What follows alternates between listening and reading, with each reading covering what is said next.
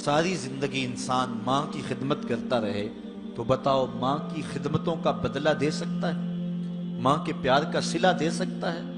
عرض کی گئی کہ میں اپنی ماں کو اپنے کندھوں پہ اٹھا کر کے حج کروایا ہے اور سائی اور کعبۃ اللہ کا طواف کرایا ہے، اور حالت یہ تھی کہ اگر چٹان کے اوپر گوشت کا ایک ٹکڑا ڈال دیا جاتا تو وہ بھی بھن کے کباب بن جاتا، اتنی گرمی کی شدت تھی۔ کیا میری ماں نے میری جو خدمت کی، میری کفالت کی، مجھے دودھ پلایا، مجھے جنم دیا، تو میں نے کیا ماں کی خدمتوں کا صلہ دے دیا ہے؟ تو جواب آیا، تو نے ابھی اس کی ایک مسکراہٹ کا بدلہ بھی نہیں دیا۔ ماں جب ہنس کے دیکھتی ہے تو جنت کی ساری کلیاں کھل اٹھتی، اور بیٹے کی زندگی ماں کی اس ہنسنے سے جو ہے وہ عبادت ہوتی ہے۔ بیٹے کے لیے ماں کے جو جذبات ہیں، ماں کی جو کہانیاں ہیں، ماں کے سینے میں جو درد کے امٹتی ہوئی ایک کائنات ہے، اس کا کوئی بدل نہیں ہو سکتا۔ ساری زندگی ایک ٹانگ پہ کھڑا ہو کے بندہ ماں کی خدمت کرتا رہے پھر بھی حق ادا نہیں ہوگا۔ ماں ماں ہوتی ہے، اللہ تعالیٰ جل شانہ نے اس کو وہ درجے عطا فرمائے۔ بیٹے کے ساتھ جو پیار ماں کرتی ہے بھلا کوئی کر سکتا ہے؟ کوئی اتنی محبت دے سکتا ہے جتنی ماں محبت دیتی ہے؟ ساری زندگی بھی انسان ان محبتوں کا بدل دینا چاہے تو نہیں دے سکتا، چونکہ ماں کے پیار کا کنارہ ہی کوئی نہیں۔ ماں کی محبت کی گہرائی اور گہرائی کو کوئی ناپ ہی نہیں سکتا۔ سمندر کے پاتال تک تو شاید کوئی پہنچ گیا ہو، لیکن ماں کے پیار کا کنارہ آج تک کسی کو نہیں ملا۔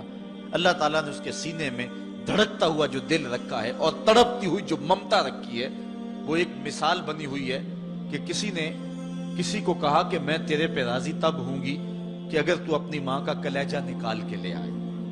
تو اس بدبخت نے اپنی اس محبوبہ کی خواہش کو پورا کرنے کے لیے اس اقدام کی تیاری بھی کر لی، اور جا کے ماں کا سینہ چیرا اور اس کا کلیجہ نکالا، اور اپنی اس محبوبہ کی خوشنودی کے لیے تیز تیز آ رہا ہے کہ میں اس کو دکھاؤں کہ میں نے یہ کارنامہ بھی سر انجام دے دیا اور یہ چوٹی بھی سر کر لی ہے۔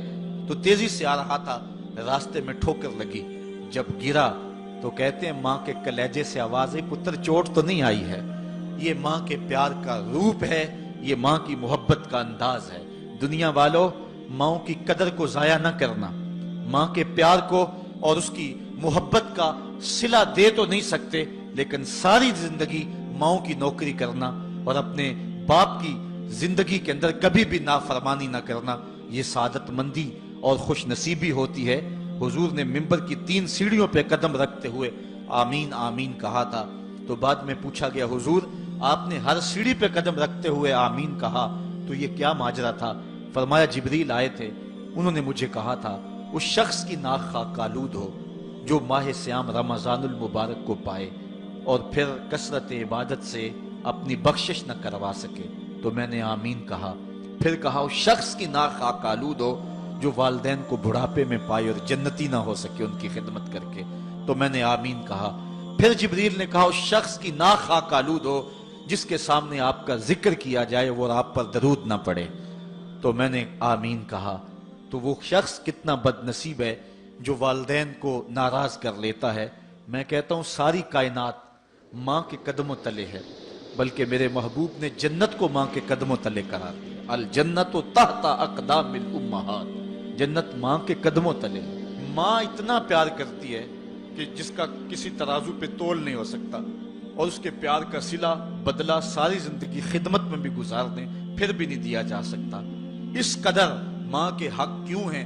اس لیے کہ ماں نے بچے کو جنم دیا ہے، جس نے جنم دیا ہے اس کے اتنے حق ہیں، تو جس رب نے خلق کیا ہے اس کے کتنے حق ہوں گے؟ جس نے تخلیق کیا ہے، دست قدرت سے بنایا ہے، تو پھر اس کے کتنے حق ہوں گے؟ تو مجھے بتائیے اس شخص سے بڑا بدبخت کوئی ہو سکتا ہے جو اللہ کے حضور سجدہ ریزی نہیں کرتا؟ صبح کے وقت چڑیاں بھی اللہ کا نام لے رہی ہوتی ہیں، حشرات الارض بھی رب کا نام پکار رہے ہوتے ہیں، بلوں سے سر نکال کر جانور بھی اللہ کا نام پکار رہے ہوتے ہیں، اور اس شخص سے بڑا بد نصیب زمانے میں کوئی نہیں ہے کہ جو اللہ کے حضور جھکنا نہیں جانتا۔